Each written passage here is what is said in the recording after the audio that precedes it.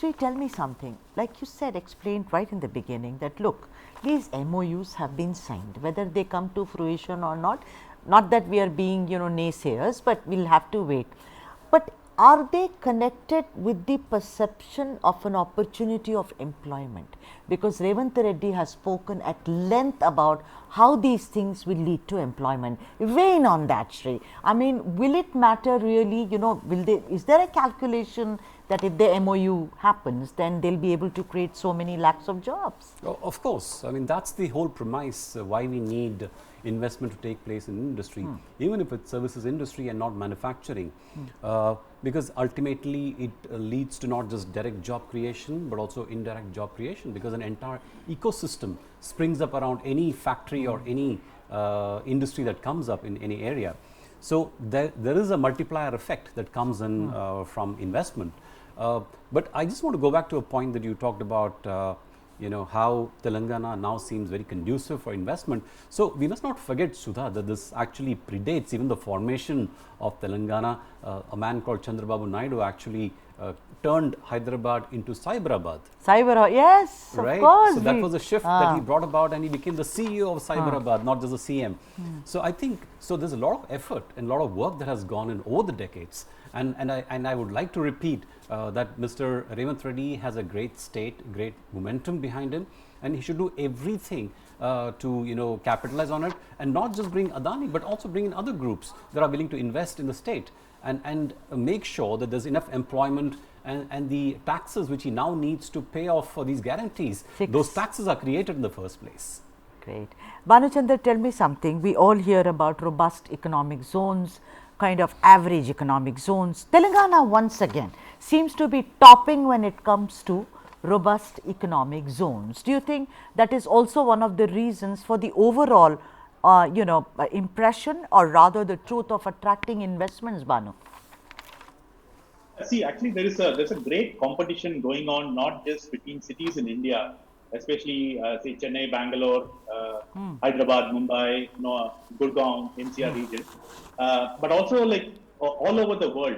There's a great amount of supply chain reshoring that is happening, and which is called in the business as China plus one.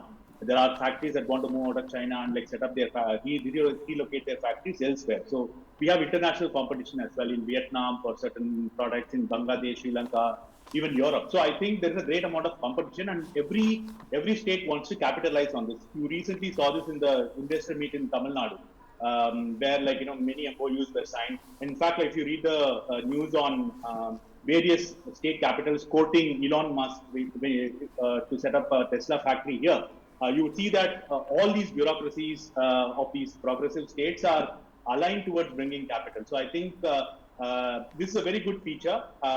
Various investment summits are also conducted specifically for this purpose, to woo capital, to increase their prestige as political leaders, but also in the process generate employment and get taxes. So I think it's a very welcome development. India is just not, in fact, Hyderabad is not just competing locally within India, but also internationally. So I think it's a good move. Right. Bhanuchandra Mitali spoke about the what M.K. Stalin had a big, about investments. So and there was a big chatter also about how he could attract so much. Of course, there was much politics about this is not as much as he says it is. But is there a particular study, or is there statistics about how the South is able to perhaps get more investment than other states? Because when the Chennai thing happened, they said, well, UP gets more because they also speak Hindi, etc., etc. But tell me something overall. Do you think the South is is kind of a little ahead than the rest of India when it comes to attracting investments?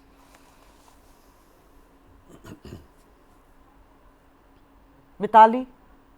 Oh, that's for me. Okay, thanks Yep. a lot. Sorry, in the beginning I missed that. Not So at yes, all. there Go is on. available.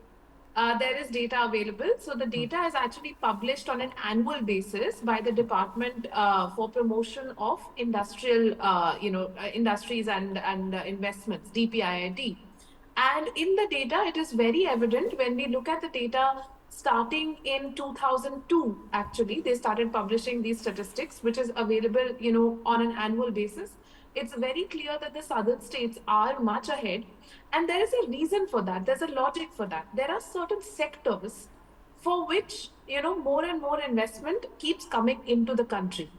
IT services is the number one sector where investment is attracted into the country from FDI, like foreign direct investment.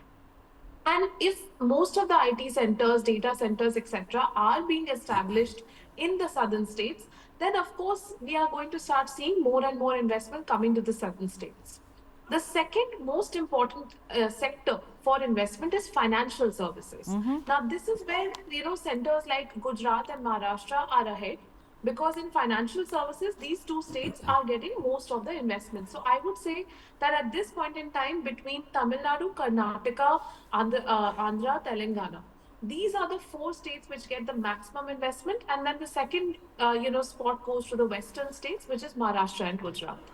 Right. So, since you talked about Yeah. statistic, Sudha, an interesting bit, since 2000, there are 3 states which have garnered 68% of our FDI: Gujarat, Karnataka and Maharashtra. Okay. So, All these are right. 3 states which have got a disproportionate amount of foreign direct investment for the same reasons which Mitali just mentioned, that driven by IT, driven by financial services, and auto, which again is like, being there in south and west. If you take out a Maruti in north, largely all the hubs are in south and west. Yeah. Also, Shri, I go back to this story which broke 2-3 years ago about this textile magnate in Kerala who was facing a lot of union problems, and Kitex, that is his company. Right. Later, at that time KTR was around and he said, why don't you come here, shift lock, stock and barrel.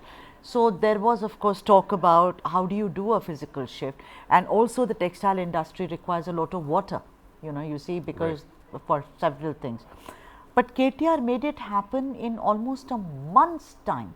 Tell me something, how much of political stability in a particular state, and also what many people say abroad is that when you do not have sectarian violence in a particular, does that add to investments coming in more easy? So, business as a rule, Sudha, hate uncertainty and instability.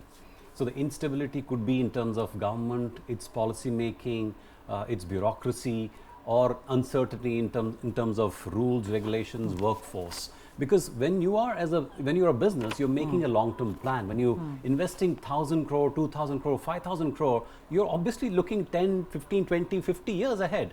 So, you need to have clarity in terms of how your investment is going to pan out. What are the conditions that are going to be necessary for you to meet the return on investment to justify that sort of investment. So, stability, certainty is at the very core.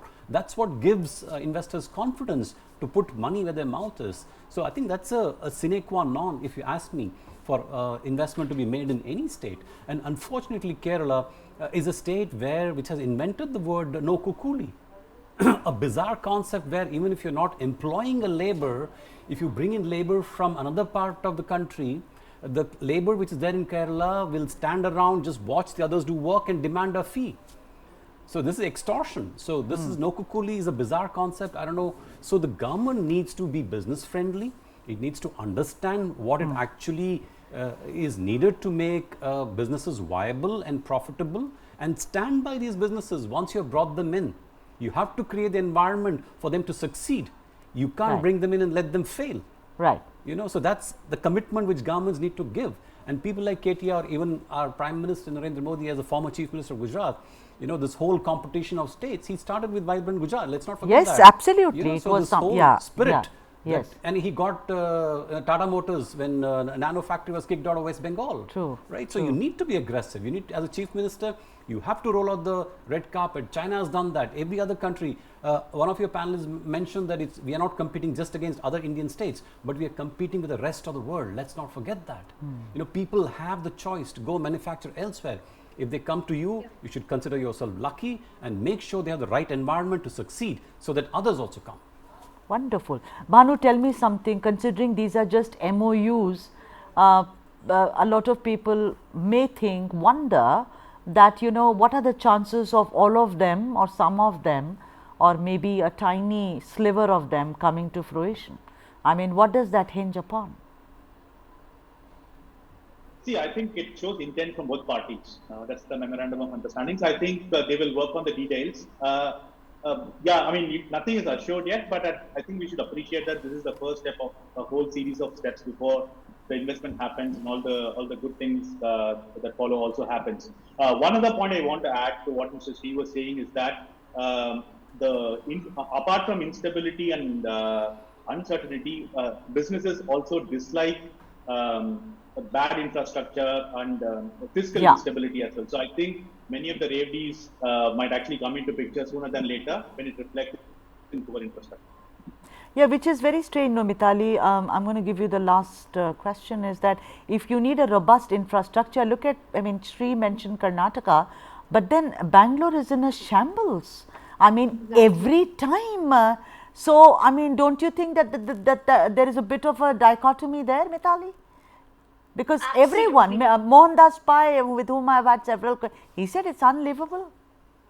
Yes, yes, and this is exactly why we are seeing investments go towards which is what we were discussing. You know, it's going towards a Chennai or a Hyderabad, which are well connected to Karnataka, well connected to Bangalore, well connected in a 3-city kind of ecosystem, and that makes it very easy for any of the private investors to go to a state like Telangana, which has a proper industrial development policy since many decades.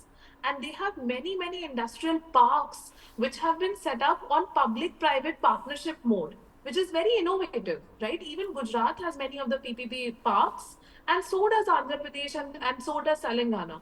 And this is what sets them apart. And also, I just want to make one point on the MOUs, because I was just in Vibrant Gujarat last week, and I was speaking there. And what we heard over there also was many MOUs getting signed. Now, in Vibrant Gujarat, the tonality has changed. They are not announcing annual investments in Vibrant Gujarat. They are announcing decadal investments in Vibrant Gujarat. They are announcing their whole strategy. Adani actually committed 2 trillion rupees in Vibrant Gujarat. So I think we have to also, just see that how different states are working when it comes to translating the MOUs into actual investments. This is much easier when your MOU is smaller and more short term, right? If it has been announced for 12,400 crores and it's only for 2 years or for 3 years, there's a high likelihood that it will translate. And that's what we are seeing in across states. Even in UP, you have a lot of MOUs that are signed, and yet sometimes there is a gap between the MOU signing and the actual investment. So I think that in Telangana, the real proof of the pie is going to be in seeing the translation of these MOUs, and I am very optimistic because I really think that they are short term and they are very well thought through. All right.